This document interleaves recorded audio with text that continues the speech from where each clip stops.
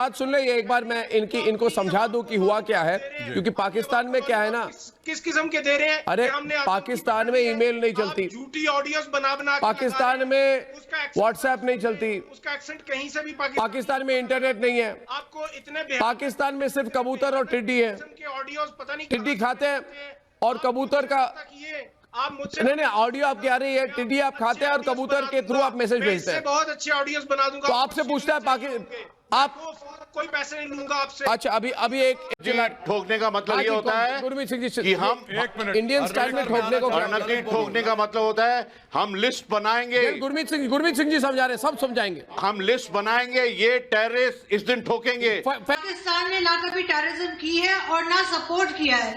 सबसे ज्यादा पाकिस्तान ने ही फेस किया टेररिज्म, अगर आपको पता हो। सबसे ज्यादा पाकिस्तान ने ही फेस किया टेररिज्म।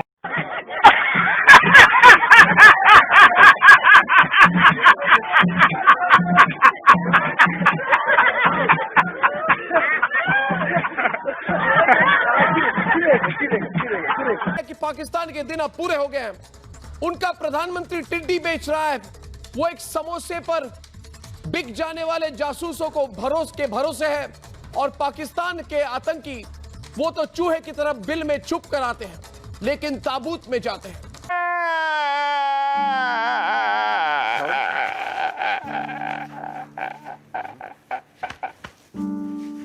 मैंने इसके बारे में ट्वीट कर बोलो अर्नब, ये जो हिजबुल मुजाहिदीन है, ये अकेला टेररिस्ट ऑर्गेनाइजेशन है जिसको इंडियन आर्मी मार रही है और पाकिस्तानी आर्मी जलील कर रही है। 25 मई को इसके सरगना सैयद सलाउद्दीन को इसके घर पे जाके पीटा था आईएसआई वालों ने। ये दोनों तरफ से जलील हो रही है और ये राजा फैजल जैसों के भाई हैं।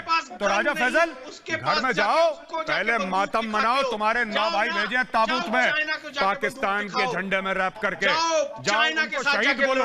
हिम्मत है तो जाके चाइना के साथ लड़ो। हिम्मत ही नहीं है। चलो ठीक है, तुमने बोल दिया ना राजा फैजल, तो तुम्हारे शहीद करके वापस भेज दिए, जाओ ऐश करो। आपने भेज दिए। नो, और सुनो, और रुको, 4-5 और भेज रहे हैं, भेजते रहेंगे। पूरे साल भर पाकिस्तान में सिर्फ और सिर्फ मातम का माहौल रहेगा। क्यों? और एक बात बताओ यार, इतना चीन करते हो, खुद के अब्बू पे फख्र नहीं है तुम्हें, किराए के अब्बू पे बड़ा फख्र है तुम्हें। जो किराए के अब्बू तुम चीन लेकर आए हो उस पर बड़ा फख्र है राजा फैजल तुम्हें, कि भैया ऐसा चीन ने ऐसा कर दिया। क्या कर दिया चीन ने?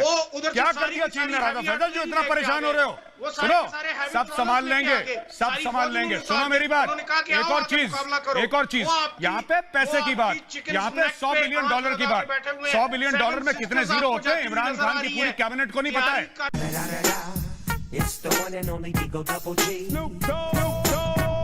महाराष्ट्र की सरकार ने 7 दिन के लिए सारे दफ्तर बंद कर दिए, शोएब जमाई। दिल्ली की सरकार ने जिम बंद करा दिए, स्विमिंग पूल बंद करा दिए, सिनेमा घर बंद करा दिए, मॉल वालों को भी ताकीद की। सब कुछ, सब जगह तालाबंदी हो रही है, लेकिन धरना चलता रहेगा। क्यों अड़े हैं आप लोग इस पर? लोगों की जान ज्यादा जरूरी है या जिद? रोहित जी, सबसे पहले आपका और आज तक का बहुत बहुत शुक्रिया कि आपने इस मुद्दे पर हमें बात रखने का मौका दिया है। देखिए, दिल्ली सरकार ने जो फैसला किया है उसका हम बहुत सम्मान कर रहे हैं, और दिल्ली सरकार ने कहा कि 50 लोग एक जगह इकट्ठे नहीं हो सकते, इसलिए हम लोग तमाम जो प्रदर्शनकारी हैं हिंदुस्तान में जो आंदोलन चल रहे हैं उसमें ये तय हुआ है कि भाई 50 लोग नहीं होंगे बल्कि 40 लोग एक जगह इकट्ठे होंगे, और 10 मीटर की दूरी पर फिर दूसरा जत्था इकट्ठा होगा। और इस तरीके से, जैसे अभी आप देख रहे हैं शाहीन बाग में चौकियां लगी हैं, तो एक आदमी दूसरे आदमी से गैपिंग रहेगी। तो वो दिल्ली की जो सरकार के जो फैसले थे उसी के अंतर्गत ये काम किया जा रहा है। एक जगह 50 से ज्यादा आदमी नहीं कहीं इकट्ठा आपको मिलेगा। शाहीन बाग क्या, पूरे हिंदुस्तान में जो शाहीन बाग चल रहे हैं वहां कहीं पर भी इस तरीके से नहीं मिलेगा। ये प्रिकॉशन लिया जा रहा है, लेकिन चूंकि आंदोलन इतना बड़ा है और एक बड़े कॉज के लिए किया जा रहा है, तो मुझे लगता है ऐसी छोटी मोटी चीजों से घबराने की जरूरत नहीं है। छोटी मोटी चीज है, आपको लगता है छोटी मोटी चीज है, जिसमें पूरे के पूरे देश लॉकडाउन हो गए हैं, जहां हजारों लोगों की मौत हो गई है, लाखों लोग उस बीमारी के शिकार हो रहे हैं और बीमारी दुनिया भर में फैल रही है, पैंडेमिक की उसको संज्ञा दी गई है। आप कह रहे हैं छोटी मोटी चीज है? नहीं, मैं छोटी मोटी चीज नहीं कह रहा हूं, बल्कि ये गंभीर विषय है। ऐसी छोटी मोटी चीजों से परेशान होने की बात नहीं है, मैंने आप ही की बात से पूछा। छोटी मोटी उन चीजों को छोटी मोटी चीज उस बात को कहा है जिसको लेकर बीजेपी एक बहुत बड़ा बखेड़ा खड़ा कर रही है। मुझे लगता है उसमें घबराने की जरूरत नहीं है।